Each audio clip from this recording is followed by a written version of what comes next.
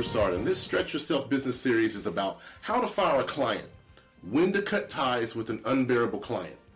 It's difficult to win new business, and it's even more difficult to get rid of a client that you've worked so hard to acquire. But sometimes you need to let go of a client. So in this video, I'm going to explain how to fire a client. But before I do that, I want to share my own personal experience when I fired my client. I was coaching students for this particular organization, and a client kept sending me students but never compensated me for my coaching. And the bill grew along with my frustration, compounded with the little to no communication through email, text, and phone calls. I was getting pissed off, for a lack of better words. And I tolerated it because it was good money. And my break point came when I finished coaching some clients one day, and I was posting on Facebook, and the client was liking and replying to my posts. Can you believe it? Anyway, it's not easy to fire any client, and it's harder to fire a large client, but it's necessary sometimes for the growth and the health of not only your business, but theirs as well. Firing a client is necessary to protect your employees if they're being unbearable for your employee, because an employee is your greatest asset, and you can't afford to have them exposed to that kind of treatment.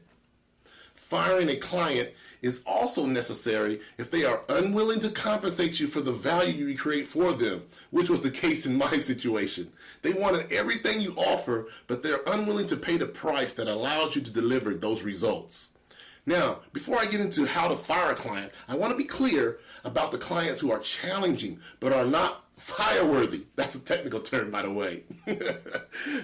Clients that are demanding, that require business results that are not easily obtained, or that stretches your capabilities, actually helps you grow your business by improving your abilities and finding new ways to create value, not only for them, but for other clients that you may service. And the way you see that is they are partner-minded, meaning they are seeking ways for you to grow together so you both can grow. See the difference?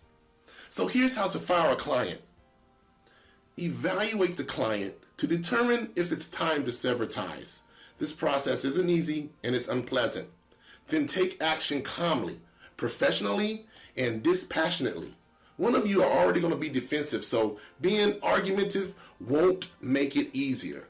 Best case scenario is to meet and release the client.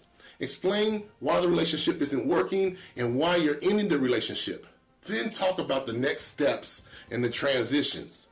If you have a contract, be sure to give notice to give them time to find another person, especially if you're serving as a strategic partner, like a consultant.